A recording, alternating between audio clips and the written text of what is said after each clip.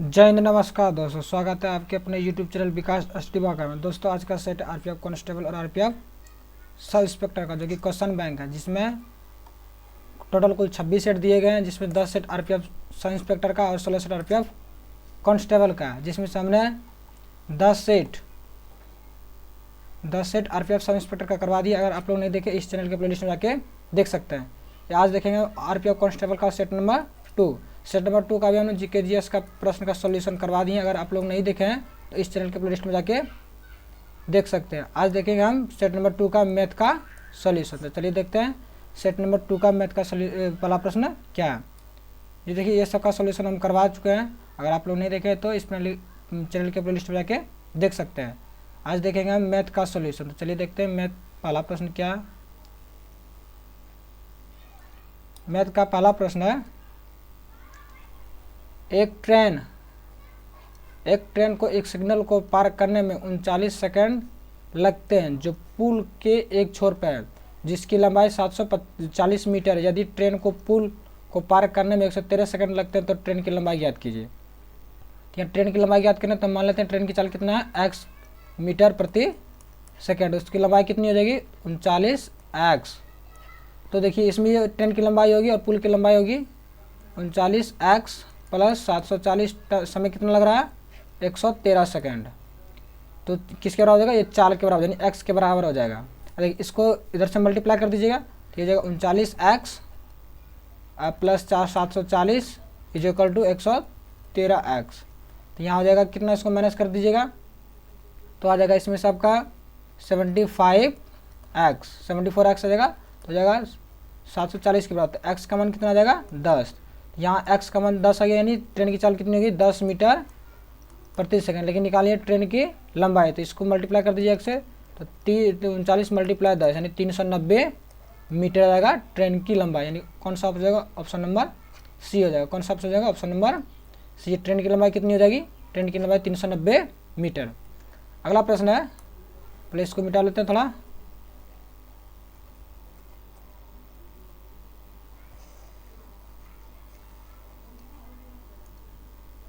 अगला प्रश्न है, नेशनल लेवल टेस्ट में 500 छात्र परीक्षा के लिए उपस्थित हुए। इन छात्रों में 42% छात्रों को 800 से 100 प्रतिशताइल मिले, 25 छात्रों को 61 से 60% अंक मिले और शेष छात्रों को 41 से 60% अंक मिले। तो उन छात्रों की संख्या ज्ञात कीजिए जिनके पास 41 से 60% हैं। यानी इनमें जितने भी छात्र इतने संख्या प्राप्त किए हैं उसकी संख्या ज्ञात करनी है। तो इसको चलिए सॉल्यूशन करते हैं। देखिए, यहाँ 500 छात्र है, जिसमें 42% 80 से 100 और 25% 61 से 80। तो टोटल कितने छात्र हो गए, टोटल हो गए 67% छात्र। ठीक है, तो कितना बचे टोटल बच गए 33%। यानी 33% ने इतना प्रतिशत अंक प्राप्त किए। तो देखिए, 500 का 33% को हटाइए, नीचे 100 आ जाएगा, इसके से खत्म हो जाएगा। तो 5 गुना 33 यानी कितना आ जाएगा, 165। कितना आ जाएगा, 165। कौन सा हो जाएगा ऑप्शन, ऑप्शन नंबर ए जाएगा। 165 छात्रों ने 41 से 60% तक अंक प्राप्त किए। अगला प्रश्न है, दो संख्याओं का एलसीएम 156 है, उसकी एचसीएफ 12 है। या देखते हुए कि एक संख्या 12 है और दूसरी संख्या ज्ञात कीजिए। यानी इसका एक फॉर्मूला आता है, एलसीएम गुना एचसीएफ बराबर दोनों संख्याओं का गुणनफल। यानी एक संख्या 12 थी, दूसरा का मान निकालना है। तो ये कितना आ जाएगा, एलसीएम कितना 156 और एचसीएफ कितना है 12। तो 12 जगह बराबर दूसरी संख्या गुना वाई। तो 12 से 12 खत्म, तो वाई का मान कितना आ जाएगा, 156। यानी दूसरी संख्या कितनी हो जाएगी, 156। ऑप्शन नंबर सी हो जाएगा। कौन सा हो जाएगा ऑप्शन नंबर सी हो जाएगा। ऑप्शन नंबर 56 होगा दूसरी संख्या। अगला प्रश्न, इसको सरल करें। तो सरल करिए, एलसीएम लीजिए इसका। तो एलसीएम कितना हो जाएगा, ये 20 हो जाएगा एलसीएम 4 बार में, तो ये 12 हो जाएगा, ये प्लस हो जाएगा 5 हो जाएगा, ये हो जाएगा -7 बट्टा 20 हो जाएगा। तो इसको जोड़ लीजिएगा तो आ जाएगा 10/20 आ जाएगा। तो ये 0 खत्म, यानी 0.5 आ जाएगा आंसर। कितना आ जाएगा, 0.5। कौन सा ऑप्शन में, ऑप्शन नंबर बी हो जाएगा, 0.5। अगला प्रश्न है, 2 साल बाद 10% पर एक निश्चित राशि पर चक्रवृद्धि ब्याज और साधारण ब्याज के बीच का अंतर कितना, 462। तो निवेश के किए गए धन का योग खोजें। यानी इसमें चक्रवृद्धि ब्याज और साधारण ब्याज के अंदर कितने 462 और कितना 2 साल में 10% की दर से। तो इसका एक फॉर्मूला आता है, दोनों का डिफरेंस बराबर क्या होता है प्रिंसिपल गुना r/100 का होल स्क्वायर। तो इस फॉर्मूले से निकालिए डिफरेंस कितना दिया है 462 दिया है और ये p निकालना है, ये r कितना 10%, 10 का स्क्वायर कीजिएगा तो 100 आ जाएगा और नीचे इसका 100 का स्क्वायर 100 गुना 100, ये 100 से 100 खत्म हो गया। अब पी बराबर कितना आ जाएगा 462 गुना 100, तो कितना आ जाएगा ऑप्शन हो जाएगा आपका ऑप्शन नंबर बी यानी 46,200, यानी ऑप्शन नंबर डी हो जाएगा 46,200, यानी वह धन कितना था 46,200 था, ऑप्शन नंबर डी हो जाएगा। अगला प्रश्न है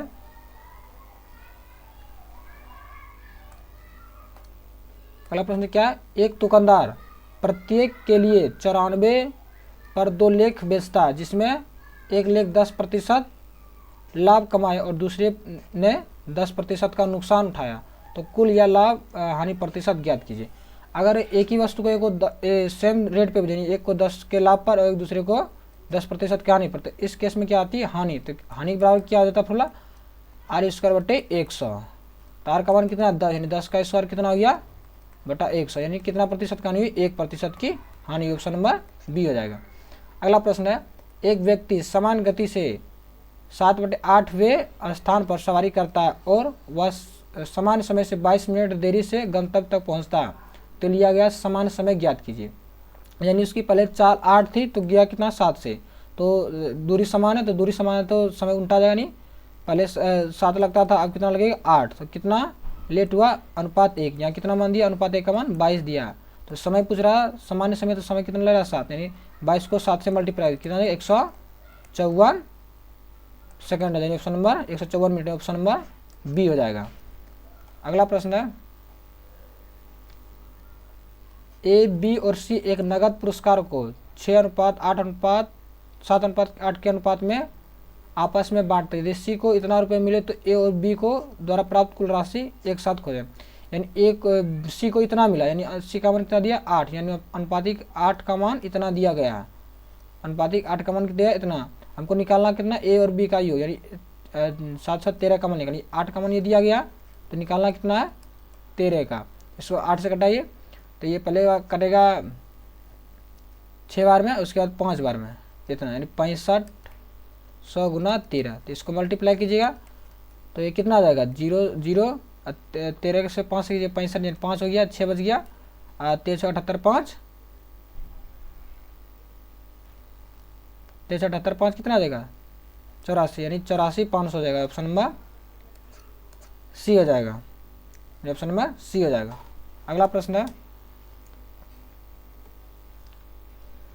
समांतर श्रेणी का औसत ज्ञात कीजिए जिसका पहला पद 33 और अंतिम पद 45 हो, तो औसत बराबर क्या था अंतिम पद प्लस प्रथम पद अब बटा 2, यानी आप पहला पद दिया ही है और अंतिम पद दिया है, दोनों को जोड़ दीजिए और 2 से भाग दे दीजिए तो आ जाएगा आंसर आपका बटा 2, तो कितना आ जाएगा 39, और कौन सा हो जाएगा ऑप्शन नंबर बी हो जाएगा, यानी 39 समांतर श्रेणी का औसत हो जाएगा। अगला प्रश्न है, वित्तीय वर्ष की पहली तिमाही के दौरान कंपनी का व्यय 3400 था, द्वितीय वर्ष तिमाही में कितना है 2600 और तृतीय में कितना है 9200। यदि पूरे वित्तीय वर्ष के दौरान कुल त्रैमासिक औसत व्यय इतना है तो वित्तीय वर्ष की अंतिम तिमाही के लिए व्यय खोजें। यानी पूरे वर्ष का 33 तिमाही औसत व्यय कितना, 3 बार करा है, यानी 3 बार पर 1 बार खर्च करा मैंने, यानी 3 महीने में 1 बार खर्च करा, तो इस प्रकार कितने खर्च करेगा 4 बार, यानी 4 का औसत कितना दिया इतना दिया, तो इसका योग निकाल लीजिए, पहले दोनों को गुना कर लीजिएगा और तीनों को जोड़ के इसमें से घटा दीजिए, तीनों को जोड़ लीजिए तो 0 0 हो जाएगा, 10 हो गया, 10 2 12 का 2 हो गया, 1 रह गया, 4 3 5 8 9 14 15, ये 15,200 हो गया। इसमें से इसको मल्टीप्लाई कर लीजिएगा तो ये हो जाएगा 0 0 16 और 20, इसमें से इसको फिर माइनस कर दीजिए कितना आ गया 0 0 4, ठीक है 4 आ गया, फिर इसमें से या 1 है, तो इसमें लीजिए कितना हो गया 11, 11 में से 5 गया 6, यानी 9 बचा, 9 में से 1 गया 8, ये हो गया 1, यानी 1,86,400 यानी अंतिम त्रैमासिक का व्यय था, यानी ऑप्शन नंबर डी हो जाएगा। अगला प्रश्न है,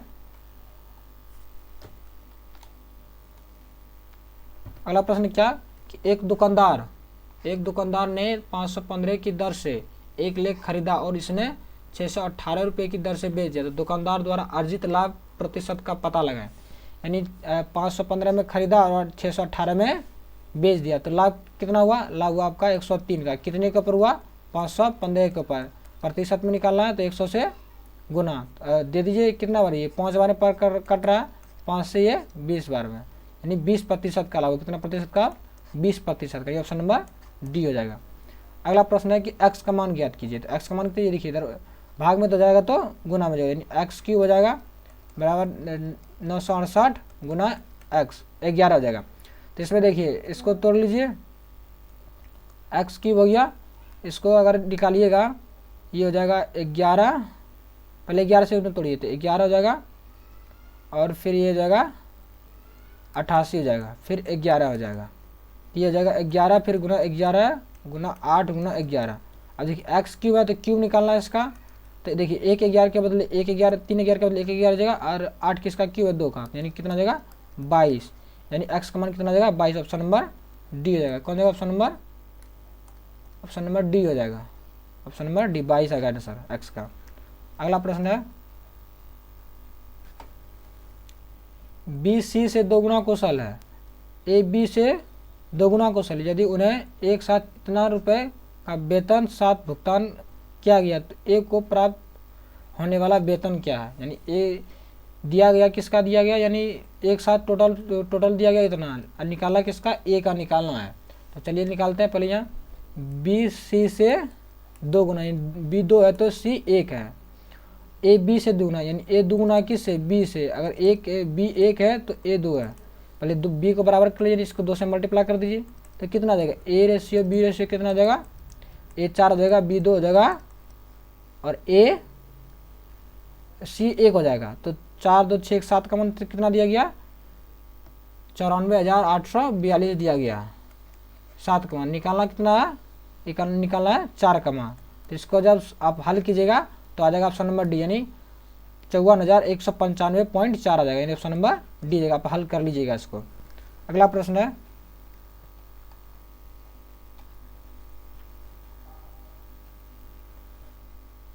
है, x बराबर इतना का अंश ज्ञात कीजिए, यानी दिया गया, यानी 0.4744 यानी 4 पर रेकरिंग आ जाएगा, तो जिस पर रेकरिंग होता है उसके लिए 9 आता है, जिस पर रेकरिंग नहीं होता उसके लिए 0 आता है, यानी कितना आ जाएगा 474 हो जाएगा, रेकरिंग 9 पे है तो उसके लिए 9 जाएगा, जिस पे नहीं उसके लिए 0, यानी 2 पर नहीं है उसके लिए 0, और जिस पे नहीं उसको माइनस कर दीजिए, इसको माइनस कर दीजिए, तो इसको माइनस कीजिएगा कितना आ जाएगा, ये आ जाएगा 427 बटे 900, यानी कौन सा आ जाएगा ऑप्शन नंबर ए हो जाएगा। अगला प्रश्न क्या है, चलिए अगला प्रश्न पर चलते हैं।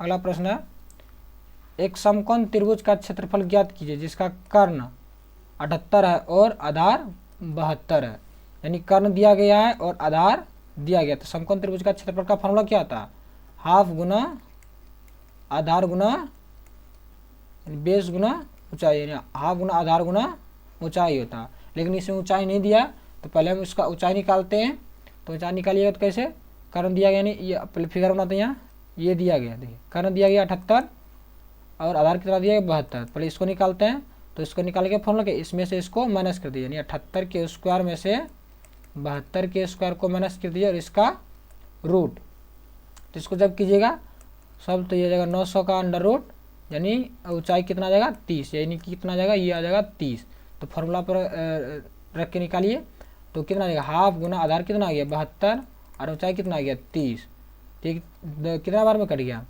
ये 36 बार में कट गया, 36 गुना 30 हो जाएगा, तो कितना आ जाएगा 36 18 3 3 1 10, यानी 1080 जाएगा, कौन सा जगह ऑप्शन नंबर बी 1080, यानी 1080 सेंटीमीटर इसको आ जाएगा समकोण त्रिभुज का क्षेत्रफल। अगला प्रश्न क्या, एक संख्या का 80% का 75% का 66.67% का 25% 735 है, तो संख्या का 40% होगा। यानी कि कोई संख्या x है उसका 80%, 80 यानी 80 कितना देगा, ये 20 चौका 80 यानी 4/5 इतना है, 3/4 इतना है, का 2/3 ये हो गया, ये 1/4 कितना दिया 735 दिया गया। तो पहले संख्या निकालते हैं हम लोग, तो कितना आ जाएगा 735 हो जाएगा। इधर जाएगा तो ये सब पलट जाएगा, यानी मल्टीप्लाई कितना है 5/4 हो जाएगा, 4/3 हो जाएगा, 3/2 हो जाएगा और 4/1 हो जाएगा। तो ये 4 से 4 खत्म, 3 से 3 खत्म, 2 से 2 बार में खत्म, यानी 5 में 10, 735 गुना 10 कीजिएगा तो 7,350 आ जाएगा। तो इसका 40% बोला, इसका 40% निकाला, तो 40% निकालिए यहाँ से, ये 0 से 0 खत्म, ये 0 से 0 यहाँ खत्म, तो कितना आ जाएगा 435 735 गुना 4 कीजिएगा तो कितना आ जाएगा आपका, आ जाएगा 735 गुना 4, तो ये आ जाएगा 35, 5 चौक 20, 2 रह गया, 4 तिया 12 तो 14 हो गया, और 7 चौक 28 2940 हो जाएगा उस संख्या का 40%। ऑप्शन नंबर सी हो जाएगा। अगला प्रश्न है, अगर सुनील एक बॉक्स में से 16 चॉकलेट खा लेता है जिसमें 25 चॉकलेट हैं, तो बॉक्स में कितने प्रतिशत चॉकलेट शेष हैं।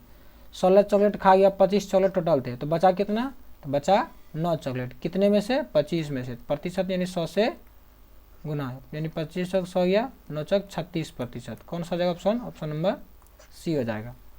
अगला प्रश्न है, इसको सरल करने के लिए कहा है, तो सरल कीजिए, यहाँ से पहले भाग दीजिए, इसमें तो 11 उसमें से भाग दीजिएगा तो आ जाएगा ये भी 11 जोड़ 11, नीचे कितना है इसमें भाग दिया जाएगा तो 12 माइनस 1 यानी 12 बनेगा, 12 टोटल सच गया।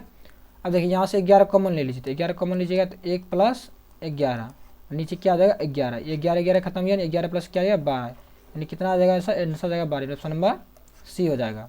अगला प्रश्न है,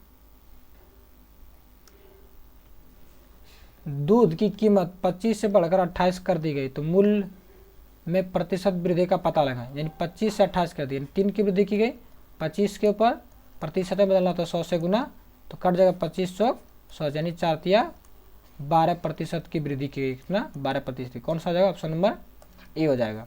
अगला प्रश्न है, यदि एक कॉन्फ्रेंस हॉल की आयतन इतना मीटर क्यूब है और फर्श का क्षेत्रफल इतना मीटर स्क्वायर है, तो कमरे की ऊंचाई ज्ञात की।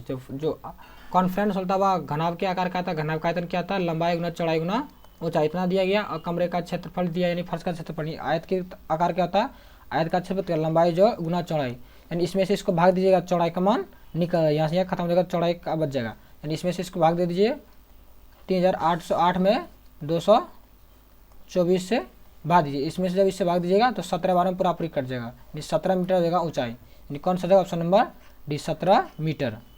अगला प्रश्न है, एक बच्चे के स्कूल एक स्कूल के बच्चे ने 3 अलग अलग प्रकार के पेन खरीदे और उसकी संख्या क्रमशः 7:6 5 के अनुपात में है, जिसकी कीमत क्रमशः 5 रुपये 10 रुपये और 15 रुपये है। यदि बच्चों ने सभी पेन खरीदने के लिए उसने जो 10 रुपये का पेन खरीदा उसकी संख्या ज्ञात कीजिए। यहाँ पे दोस्तों कुछ छुटा गया, जिसने यानी यदि बच्चे ने सभी पेन खरीदने के लिए कितने रुपए खर्च किए अगर दिया रहता तो हम इसका आंसर निकाल लेते, यानी इसमें नहीं दिया, यानी मिस प्रिंटिंग किया गया है, कुछ छूट रहा है, तो इसको हम छोड़ देते हैं। अगले प्रश्न पर बढ़ते हैं। अगला प्रश्न क्या है, 3 वर्ष के बाद चक्रवृद्धि ब्याज के तहत कुल राशि 10% प्रतिवर्ष की दर पर पाएं यदि मूल राशि इतना है। यानी पूछ रहा है कि 3 वर्ष पर अगर 10% की चक्रवृद्धि ब्याज पर देंगे तो 18,000 की राशि कितना हो जाएगी। यानी इसमें पूछ रहा है मिश्रधन पूछ रहा है, तो 3% को बनाएंगे, यानी हम लोग इसको सक्सेसिव मेथड से भी बना सकते हैं और रेशियो मेथड के से बनाते हैं। तो चलिए तो हम लोग रेशियो मेथड से बनाते हैं, यानी 10% का फ्रैक्शन वैल्यू कितना जाएगा 1/10, यानी एक साल में 10 से 11 हो रहा, दूसरे साल में भी 10 से 11, 3 बार 3 साल 3 बार करेंगे, जब इसको कीजिएगा तो ये आ जाएगा 1000 आ जाएगा 1331, इसको जब मल्टीप्लाई कीजिए तो 1000 का मान इतना दिया गया है निकालना है 1331 का। तो 1000 से ये 1000, ये 3 जीरो से 3 जीरो खत्म हो गया। अब बच गया कितना, 18 मल्टीप्लाई 1331। इसको जब मल्टीप्लाई कीजिएगा तो कितना आ जाएगा, ऑप्शन नंबर डी है, यानी 23,995 8, यानी ऑप्शन नंबर डी हो जाएगा। अगला प्रश्न है, समांतर चतुर्भुज का आधार की ऊंचाई से 3 गुना, आधार उसकी ऊंचाई से 3 गुना, यदि क्षेत्र 588 सेंटीमीटर है तो आधार और ऊंचाई ज्ञात कीजिए। यानी कोई समांतर चतुर्भुज यानी आयत की तरह है, समांतर चतुर्भुज आमने सामने की भुजा समान है, तो इसका आधार जो है ऊंचाई से 3 गुना, यानी ऊंचाई अगर x है तो आधार कितना है 3x, और उसका क्षेत्रफल कितना दिया गया इतना, तो क्षेत्रफल निकालिए x गुना 3x बराबर कितना दिया 588। तो यहाँ से हो जाएगा 3x स्क्वायर हो जाएगा 588, 3 से कटाइएगा तो यहाँ जाएगा 196। तो x का मान, अगर x का मान निकालिएगा तो x बराबर हो जाएगा 196 का अंडर रूट, यानी x बराबर हो जाएगा 14, यानी x का मान हो जाएगा 14। तो इसका आधार कितना आ गया 3x है, तो ये 14 42 हो जाएगा, और ऊंचाई कितना आ जाएगा 14, ऑप्शन नंबर डी हो जाएगा। आधार कितना आ जाएगा 42 और ऊंचाई 14, यानी ऑप्शन नंबर डी हो जाएगा। अगला प्रश्न है, x और y की उम्र 6:7 के अनुपात में यदि उनकी आयु का योग 78 वर्ष है तो उनकी आयु के बीच का अंतर ज्ञात कीजिए। यानी उनकी आयु का योग 78 वर्ष, यानी 7 7 13 का मान दिया गया 78, उनका अंतर निकाला, अंतर कितना अंतर है, यानी 1 से गुना करेंगे कितना हो जाएगा 13 6 वर्ष हो जाएगा, ऑप्शन नंबर सी। अगला प्रश्न है, कितना को 9 से विभाजित करने पर शेषफल क्या होगा। 9 से विभाजित करना है तो 9 से विभाजित करने का भाग करके देख लीजिएगा, ये तो ट्रिक्स अपनाइए, यानी अंकों का योग अगर 9 से कट जाएगा तो वह संख्या 9 से विभाजित होगा। तो अंकों का योग देखिए 4 2 6, 6 7 13, 13 9 22, 5 27, यानी 27, ये 9 से कट रहा पूरा पूरी, तो इसमें शेषफल कितना बचेगा, शेषफल 0 हो जाएगा, ऑप्शन नंबर ए हो जाएगा। अगला प्रश्न है, सरलीकृत करें, इतना को सरलीकृत करके मान निकालना। तो यहाँ से पहले भाग दीजिए, 2 बार में 2 में फिर 7 में से 2 गया तो 5, फिर 4 में से -5 गया तो -1 आ गया, -1 गुना 5 इधर हो गया, तो -1 गुना 5 हो गया तो -5, तो 16 गुना फिर -5, तो ये हो गया -80, फिर यहाँ -80 हो गया तो -80, फिर यहाँ माइनस है तो माइनस प्लस हो गया, 48 प्लस 80, फिर आया 63 माइनस, तो इसको भाग दीजिए तो कितना आ गया, ये इसको जोड़िए पहले 80 और 48 को, 63 हो जाएगा, और माइनस ये हो जाएगा 80 यानी 8 यानी 128 हो जाएगा। जब इसको घटाइए तो कितना आ जाएगा -65, तो कौन सा हो जाएगा ऑप्शन, तो ऑप्शन हो जाएगा ऑप्शन नंबर सी, यानी 65 हो जाएगा, ये माइनस इसमें छूट गया, यानी ऑप्शन नंबर सी हो जाएगा -65। अगला प्रश्न है,